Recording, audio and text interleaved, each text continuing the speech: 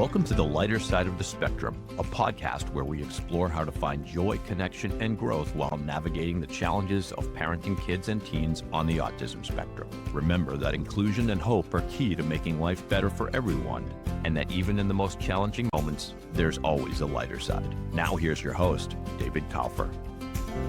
Welcome to another episode of the Lighter Side of the Spectrum. I'm David Kaufer, and today I am thrilled to have as my guest Arzu Forough, who is the president and CEO of the Washington Autism Alliance. Arzu is one of the best-known state advocates in the U.S. And has been focused on removing barriers to healthcare, education, and services for people with autism and other IDDs in the state of Washington. She is also the parent of an adult with autism and IDD, and I'm proud to say that she has been a trusted friend, advisor, and advocate for me, for Stone, and for our family for nearly 15 years? Or is it something like that? Yeah, it's a long time. So anyway, thank you, Arzu, for joining me on this podcast. I'm really excited. Likewise. Thank you for having me, David. Yeah, my pleasure. So why don't we just kind of start from the top and talk about tell us a little bit about Washington Autism Alliance. What inspired you to take on this endeavor? It's an incredible organization, speaking from personal experience. And then talk about what keeps you motivated every day, because I know it's a lot of work. Thank you. Yeah. I know you know this, but we moved to Washington State with our very young children back in 2006, and both autistic, their needs very, very different. One was a precocious, twice exceptional youngster who had an encyclopedia mind and was highly inquisitive and wanted everyone to know everything that he knew. Lots of conversations, even when people had left the room, he was still carrying on the conversation. And then we had another young person, only 15 months older than his brother, who was struggling to pair a sentence or form a sentence. And we moved here and tripled the autism population at our local elementary school that had the N of 1. They had only had one other student that they knew of who was autistic in all their years. And to make matters worse, my husband had taken a job across the street from the UW Autism Center because we really wanted to be close to those services. And we found out his health benefits at UW didn't cover UW Autism. Oh my gosh. Just right across the street from where he worked. I didn't realize that. Wow. Yeah. Challenging times. And so to say the least. Yeah. Absolutely. I thought this was a clerical error, and I started letter writing and trying to change insurance companies. And the more I looked, the more I realized, no, it's our experience is not unique. There's this entire population that don't have health benefits because they have an intellectual and developmental disability, and folks including autism. And so I set out to change that. And that's really what got me started on this journey way back then. And so what was your vision initially? And then, I mean, it's obviously evolved, right? Like I said, it's you're underselling WAA. Thank you. So you're right. It has evolved in that when I started, the only employer in the state of Washington that covered autism was Microsoft. That was in 2006, and that remained the same until we actually started challenging every employer group and every health benefit, every insurance company in the state of Washington, various ways, either through the judicial system or through changing policies, through direct advocacy to the employer. By 2015, every single insurance company, including the state of Washington, covered autism benefits, and they were covering individuals with intellectual and developmental disabilities. Some of our work was through challenges through the judicial system, and so all individuals with mental disorders were also covered because of our efforts.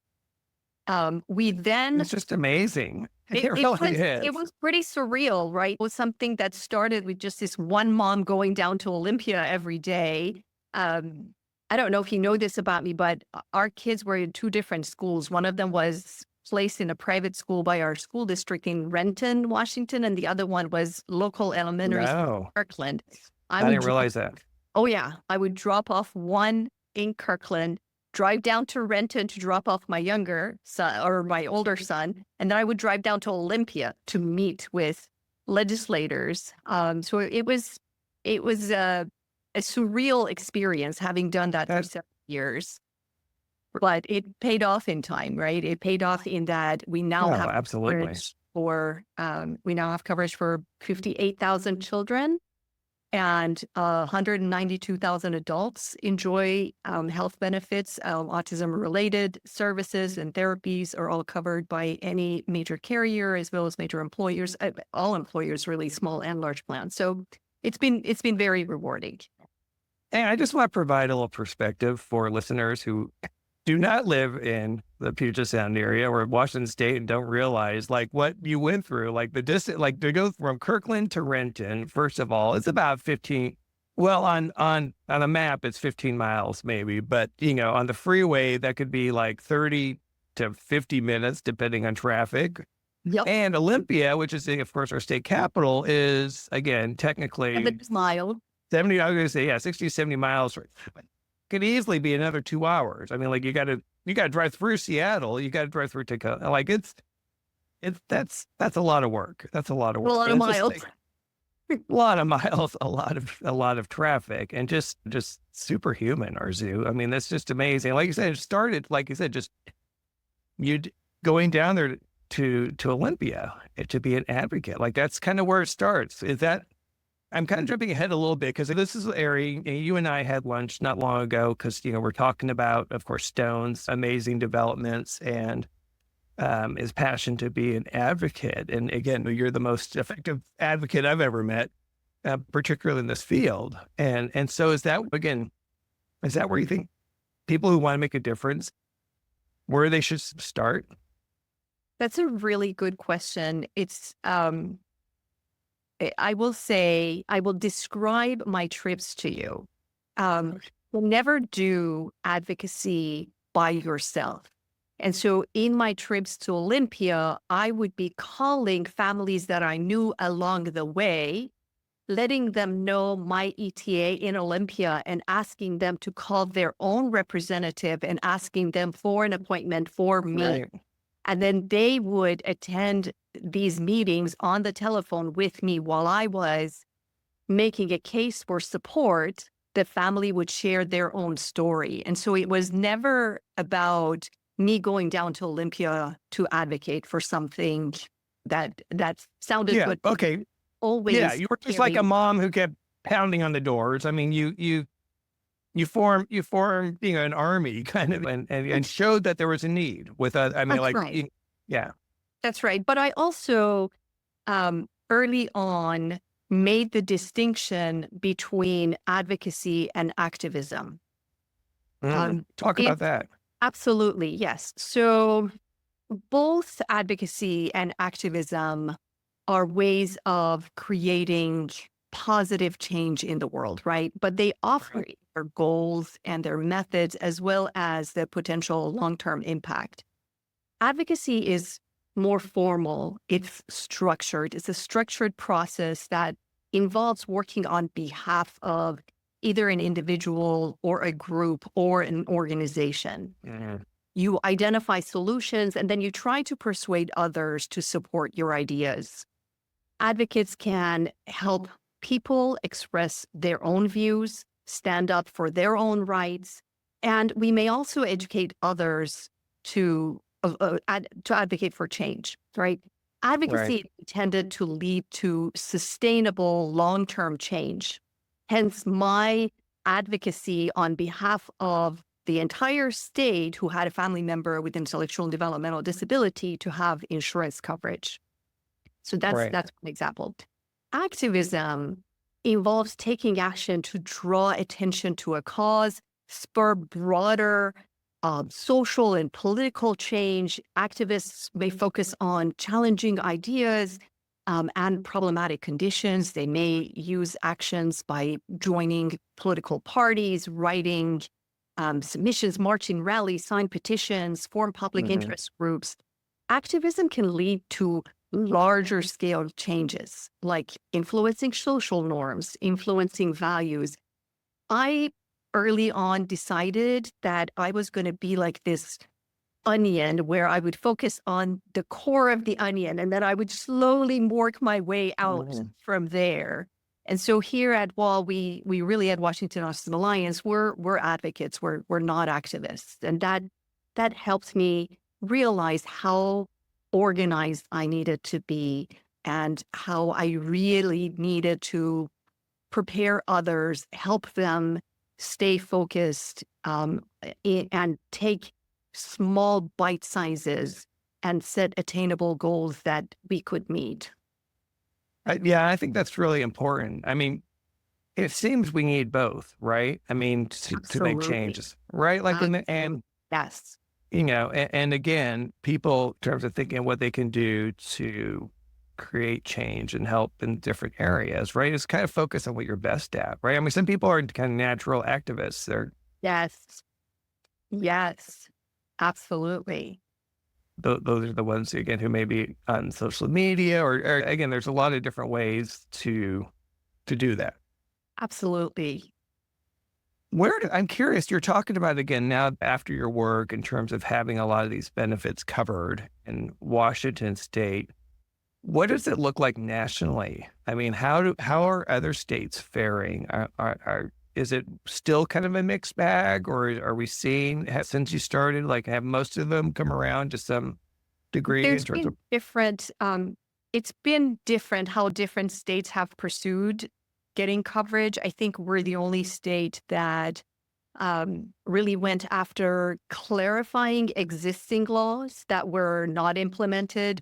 Whereas in other states, they've actually introduced legislation for some coverage. And it's been, in my experience, the legislation has been limited. Whereas in Washington State, our coverage is very broad and it's substantial. And so I'm very proud of the coverage that we have here in Washington State. I don't know how much you want me to get into the weeds, but in some go as much as you want. And like I said, this is new, I think, for a lot of people, right? Like, again, you've been kind of living, eating, breathing this, and I have, to a certain degree, not the same as you, but I think for a lot of people, this is still kind of new. And I think, well, we started out with insurance advocacy, so I will stay on insurance, but then we've done a lot of work in the education space as well as social services. And so I do want to talk about that as well. But when it comes to insurance, what I learned early on is that Washington State had really great laws on the books already.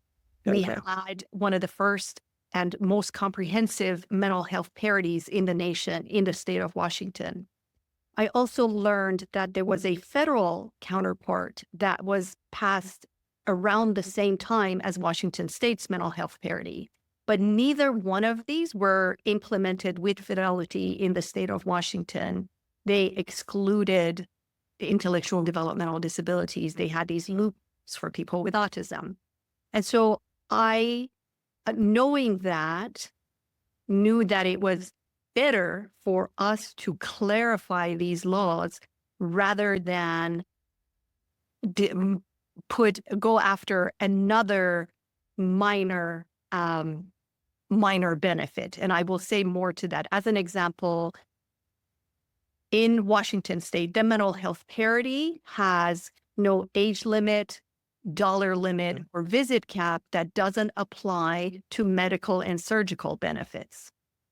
However, in some states where there is an autism benefit, there might be an age cap, or there might be a dollar limit. There is a state that has age 6 as the limit of the cap. Oh my gosh. Or there's some states that have a $25,000 a year cap on their service, right? Yeah. And so in the Northwest, again, I'm really proud that we were able to clarify this in a way that is really equitable for individuals that have any type of disorder. I didn't want to just have this small carve out. And so that's the difference here in Washington State.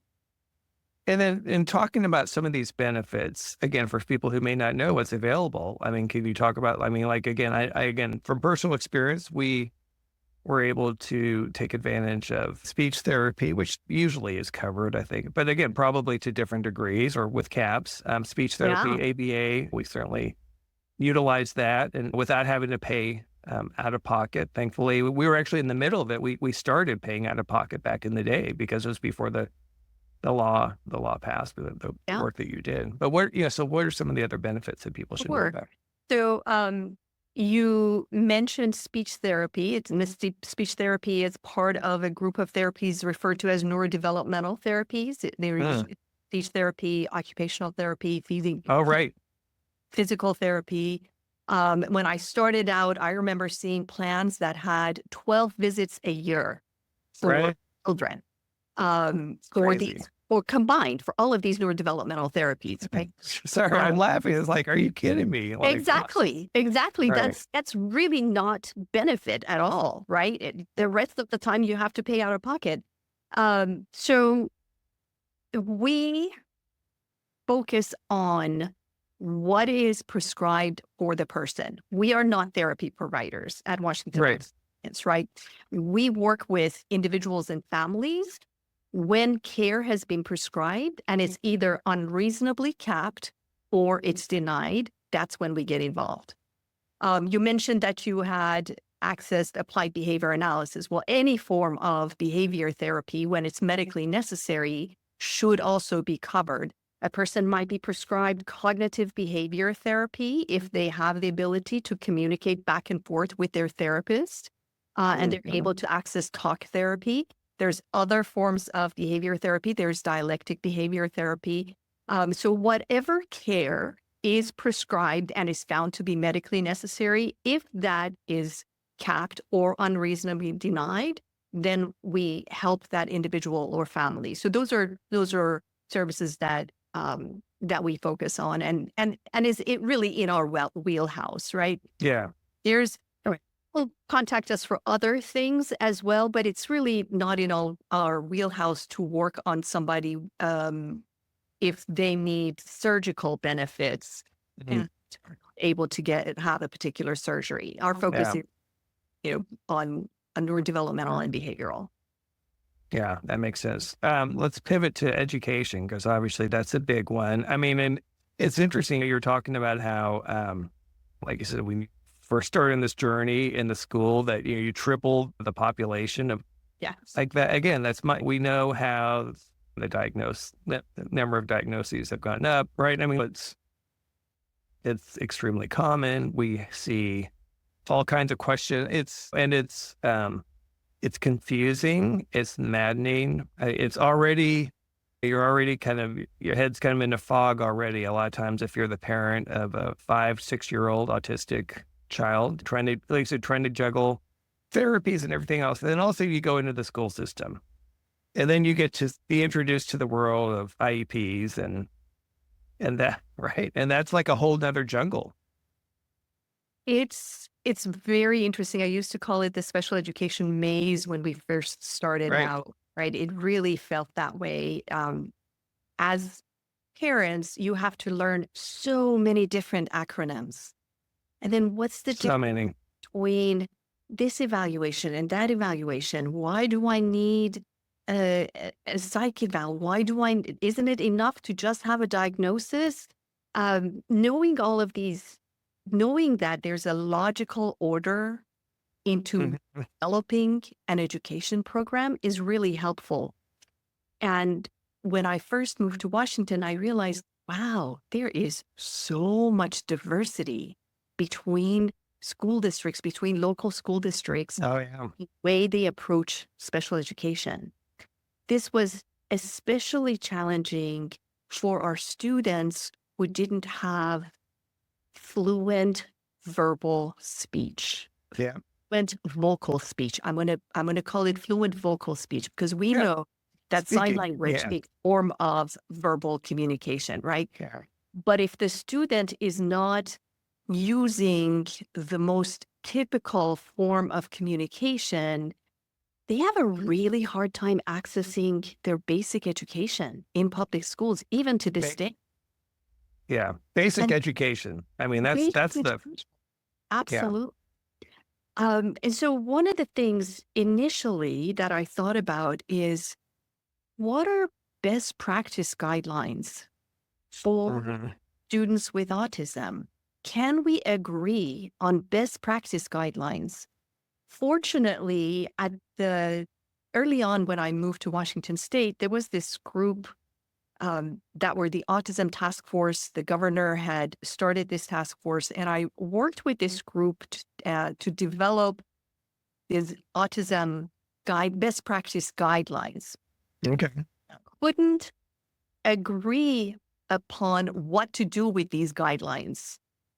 And we didn't know how to best distribute them.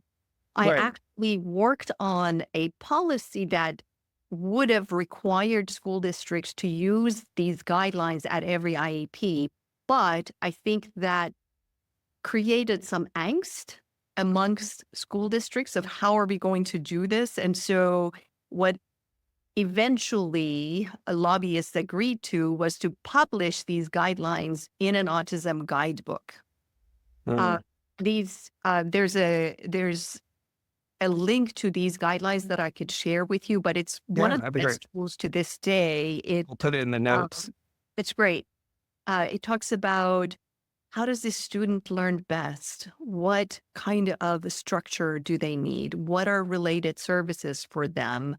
How to individualize their services? What do evaluations mean? How do evaluations drive great. services? How do you write goals that are measurable? So it just takes the guesswork out of what should be discussed during an IEP. It's not suggesting that everyone's IEP should have all of these components, but certainly it's a tool to have It sounds great. I mean, I wish I had that 15 years ago, right? I mean, we were, like you said, there's just a maze. It was just a confusing maze, and you want to feel like you can trust the school districts and the professionals who supposedly know what they're doing, what's best for your student, for your child and the student. But we know from experience that's not always the case. It's not always the case.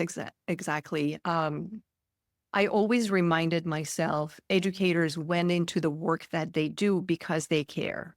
They care for students. They want to be good educators. But they are not prepared for these diverse learners in school. Even to this day, they're really not prepared to educate some of the diverse learners. And the best educators along the way that I met are the ones that are open-minded, that are willing to 100%. Yeah. listen to the parents of the students and really partner with them in developing best approaches for them. It takes a lot of confidence in their abilities. It takes a lot of hard work. It also takes an open mind to bring in consultants when we don't have the answers. And I think that's the part that's been most difficult for many of the parents that I know, to compel their school districts to bring in outside consultants, outside experts to teach them ways that they may not be able to teach. I don't know what your experience has been. Yeah. Oh, yeah. I mean, again, back in the day when, especially again with Stone Elementary School, we were at the time doing AB therapy, and we worked to try to bring in the therapist. We were seeing progress. We had asked for in-class one-on-one support, which actually you assisted, your team assisted in terms of here's the language, here's the process, all this. And we documented it and showcased, like, this is, look, we know this will benefit him. And it was rejected twice by the head of the special education department at the school district at the time. I hope you're enjoying the lighter side of the spectrum. So far, we're commercial free, but if you're finding value here, one way to support the show is by considering me for a speaking engagement. I speak on unlocking potential, whether it's for individuals like my son or for entire organizations. I also offer fractional CMO services for businesses needing strategic marketing support without the full-time commitment, drawing on over 35 years of experience in marketing. My agency has helped companies and healthcare practices increase their value, grow, and even prepare for acquisition. To learn more about my speaking topics, visit davidkoffer.com. Or if you're interested in our marketing or fractional CMO services, check out koffermarketing.com. If you're enjoying this episode, please leave a review. Your feedback means a lot, and it helps me make this podcast even more useful. Lastly, don't forget to share it with anyone who would appreciate the insights and stories we're sharing here. Thanks again for listening. What I've learned generally, again, is that there is a difference between most of the educators versus the administrators. And the goals aren't always aligned, right? I mean, I think that like I say, for the most part, again, educators get into the line of work for all the right reasons. You meet some just great people who do care. Administrators have different goals. They have budgets. A lot of it seems to be fiscally driven. That's right. There's certain constraints, obviously, with administrators, but I have yet to meet an administrator who's not an educator themselves. But I do remember in our local elementary school, I'm not going to name any names. Right. There was an administrator whose favorite word seemed to be no.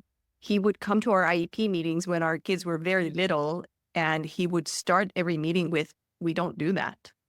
And it wasn't until we hired attorneys that reminded them that individualized education was not being provided, that other administrators joined us, and they were great to work with in the same school district. Same education level. They all had PhDs. They were a lot better educated than I was. But it was amazing when we demonstrated we know what our children are entitled to and they were not getting it. It was amazing how everyone became very collaborative and they started developing appropriate programs for both of our kids. Sure. It's just awful, right? That it takes that it just... terrible. And that's the advice I'm giving Paris now. Again, it sounds bad because again, you've known me for a long time, Arzu. I'm generally a nice guy. I like to collaborate. I like to assume the best, but sometimes, again, can be a detriment, frankly, in terms of when you're supposed to be the advocate. Again, when you're the voice for your child, particularly again when they can't communicate and advocate for themselves. Sometimes you got to bring that baseball bat in terms of whether it's an attorney and if you have the means, and that's the other thing. And again, I know you help. There's a lot of families that can't. They don't know that's what they need. First of all, right? Like that's a whole other thing is understanding the rights that your child has as a student. I mean, that's another area that takes a lot of understanding to say like they had these rights, and then fighting for those rights. That's a whole nother area. And I would say knowing your rights and then communicating effectively is helpful, but not always. There are some instances where there's irreconcilable differences and you really need the support of someone who really understands laws and can remind school districts what is in the best interest of that student. Right. Unfortunately, when things get to that point, many years have gone by when the student is not getting the services that they need, and the trauma on that student sometimes is not reversible. Sometimes that toll stays on the student because they've been enduring environments that are really not only not conducive to their learning, but also have put a very low ceiling on their learning. It creates a lot of frustration, especially in those students whose communication is not accessible to other people. And I'm going to put it that way because it's not that the other people are not, it's that the other people are not understanding the way some of our students communicate and don't have the tools or don't provide the tools Or provide. for our Right. students to be successful in the way that they communicate. I watched Stone with such amazement while you were supporting him, but he was communicating fluently. It was very obvious that he's highly capable. It was really heartaching for me to know that that had not been provided for him. He's an older teen. He should have had access to that all through school, but he didn't. My older son, same experience. He was not provided access to general curriculum simply because people didn't know how to educate him and they didn't know how to develop a language-rich environment for him, how to present curriculum in a way that is the best way that he can learn, right? As an older adult, he's now 28. He is still learning, but he is his best teacher. He is teaching himself using technology, much of what he missed out on in school. Yeah. He also continually, now that he has more language, he continually complains about all the years that he spent in this tiny little tutoring room with a one-to-one tutor when he really wanted to be in general education. He wanted to have access to classes that other students had. Well, that's just the thing, right? Like there's so much that they miss out on, right? Yeah. I mean, education, of course, is huge. I mean, that piece of just being exposed to it, Yes. right? But then there's also, as we're going through with Stone, now that he's in this private school and kind of completing high school and informal classes, and we're talking to him and just saying, look, because he's such a go-getter, like he's just like driving, right? And he's a perfectionist, all these things. And we're like, look, dude, you're learning how to learn. Like he's learned a ton because he's, again, like your son and so many others, right? They've taught themselves, they've absorbed it, they've done whatever they could is to educate themselves in so many ways. But it's not the same as having class assignments. It's not the same as having reading. It's just think about it, again, all the things that we went through just in general ed over the years in terms of learning how to learn. Exactly. And having a methodology, plus just being around other kids. Like they want to be around, again, that was the other assumption that just drives me crazy is the segregation. Mm-hmm. The segregation that happens and how I thought it would get better in high school. It was worse. You're right. It was challenging for us in high school as well. But I will say that in transition in the 18 to 21 program, we had an outstanding teacher that understood our son really well. She really was a great advocate for him. And those were the 2 years in transition program was probably the best school years that's good. Our son experienced in his education. I do want to talk a little bit about the different pathways after high school. Great. For our students that are college bound, I think it's fantastic that they're able to continue their education. We live in an age where you really are not able to get competitive jobs unless you have post-secondary education. Right. But then we have students that are not able to access post-secondary education and they need career coaching. They need specialized instruction for job placement. It has been such an eye-opener for me to see that past school age, there is so little accountability on the support services in, I don't know if this is unique to Washington State or if this is the case in other states as well, but we really are at our infancy to create employment programs, to create recreation and rehabilitation programs to make sure that our loved ones in their adult life continue to have a full day, continue Right. to be engaged. And that can, if you don't have these opportunities, that can lead to isolation. It can lead to loss of skills in adulthood. And so at some point, I'd love for us to just have a conversation about that, of what does adulting on the spectrum look like and the different pathways in adulthood. No, I think that could be a whole nother topic, right? Like, I mean, Exactly. really to talk through. And I think it's important because, again, we're at this in what do they call it, the inflection point, right? In terms of, like, we've seen the numbers continually climb in terms of the number of, at the time, children diagnosed on the spectrum, right? The one we saw go from whatever 1 in 150 to 1 in 75. Now it's whatever 1 in 34. 36.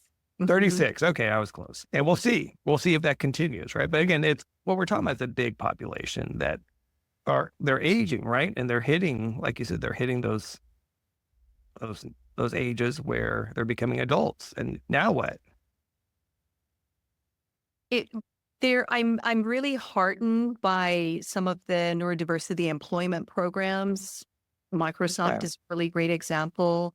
They've made a commitment to hire talented employees. However, it is a tech giant, and they are hiring people based on their competencies, based on their they have to have that aptitude to work for a tech giant. Not every one of our family members are going to be able to code. They're not going to be able to go into these fields. We need to have broader employment opportunities here in Washington State for people who have different aspirations. And so that's something that I've been thinking a lot about. Same, again, day programming. But like you said, we can devote an entire conversation. Yeah, no, you're going to be coming back, Arzu, for sure, because there's a lot to get to. I mean, as we jockeying for a second opportunity. Absolutely. Oh my gosh. No, you're more than welcome. So I had two little features I wanted to introduce in this show that I thought you could contribute to. The first one is a Mythbuster. Talk about kind of common myths about autism. Could be fun or not. But again, so I'll give you a chance to think about a myth that you may want to bust. I have one that we kind of touched on earlier. And that myth is that, again, non-speaking individuals on the spectrum have low intelligence, right? Or are developmentally disabled and they don't understand what's being talked to them. You have to talk to them in a baby voice, which is awful, right? And so, presuming competence is so important. I think that's again, if there's one of the things that I've learned again on this journey with Stone, with spelling, it's just, I'm just going to beat that into every educator, as early as you can, presume competence. Your child may not show it, but they are absorbing it. They are taking this. They're way more aware than, even as loving parent that you are, you even understand, but definitely more than others will presume. And like I said, I've learned that firsthand. Again, we've always kind of presumed some level of competence. I wish we presumed more, again, in hindsight, but that's my Mythbuster of the day. Do you have any that you want to share? Yeah. So one of them has to do with autistic individuals are unable to build social relationships. Oh, good one. Yeah. Or being told your son or daughter is too social to be autistic. Wow. Yeah. Okay. That's a good one. Thanks.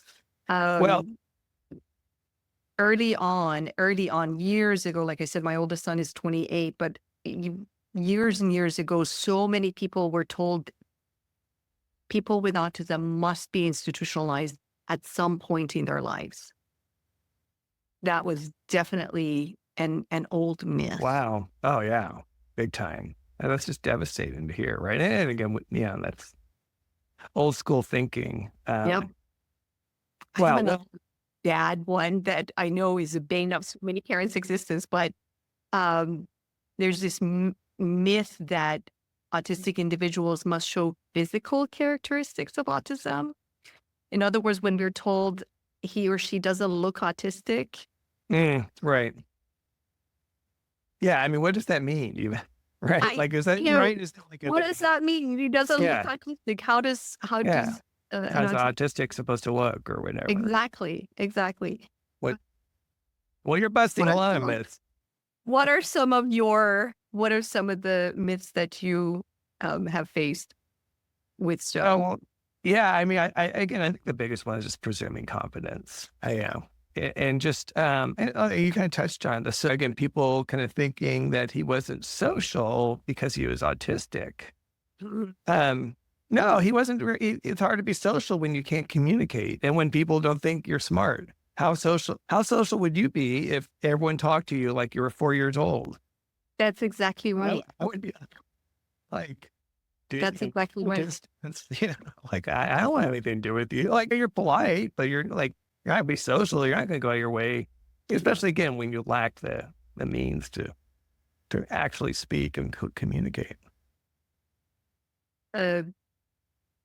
You and I know that people speak and communicate because there's something of interest and the communication partner takes an interest in what they have to say, right? Yes. If your audience doesn't really genuinely show interest in what you have to say, you're not going to really extend yourself to want to speak with them, right? Exactly. Not too long ago, a group of caregivers were so excited that my son is now using an app for deaf people to communicate with them. And they were so excited to share this with me that he had discovered this app on his own. It turned out, and my son is not hearing impaired. He is vocal. Right. He uses spoken language. But most of the people that he was around are not fluent English speaking. And when he speaks, especially when he speaks fast, they're not understanding what he's saying. So he's found this app that spells out, writes out, and then also says. Oh, So okay, yeah. in pointing this to people, in communicating, and it turns out he thinks they're deaf. He thinks all these people around him are deaf. And so he's thought, Interesting. I need to find a way to help them. Wow. understand. So he's found this app for them. But little do they know, he's trying to help them. He's trying to help Oh, them. that's awesome. Like, it's for your communication, not mine. But they're all assuming, oh, here's this autistic nonverbal individual. He's not. But they've assumed, oh, he needs this device in order to communicate. So it's really interesting how people make these erroneous assumptions about community members. Yeah. I mean, again, we could go on like the ableism, the systemic prejudice that exists against it. There's so much, right, that we have to try Your to... listeners, I am nodding my head vehemently. Yeah, then we have to unwind and change and educate, and we're on our way. And so I'll just say again, if people have questions, well, first of all, why don't you tell people again how they can reach you and Washington Autism Alliance? Absolutely, yes. Our website is www.washingtonautismalliance.org. You can reach me through our website. If you need services, there is an intake. It's a needs-based assessment. And then once you go through that needs-based assessment, you either are provided with self-help resources, or if you need more intensive advocacy and systemic navigation, then we pair you with family navigators and advocates. Awesome. And then I also want to put in a plug that twice a year we have a training workshop called Blueprints to Special Education. It's very comprehensive. There's usually 4 attorneys that take components of the law and they provide instruction and education to the audience. It's capped at 80 people at a time, but Okay. it's very comprehensive and it's really good education. There's one under resources, there's Online Academy. And under Online Academy, there's other lunch and learns and training workshops. Awesome. Tons of good stuff there. There's a lot of really good information that people can access on their lunch hour, or if they have more time on a Saturday in the year. Right. In the never-ending quest for information. Well, thank you again, Arzu, and thank you, listeners. As always, again, you can share the podcast with your friends, family, and others. You can find us where all podcasts are available. If you have questions for me, suggestions for topics, other guests, you'll find at davidkoffer.com. And so until next time, have a great day. And thanks again, Arzu. Thank you.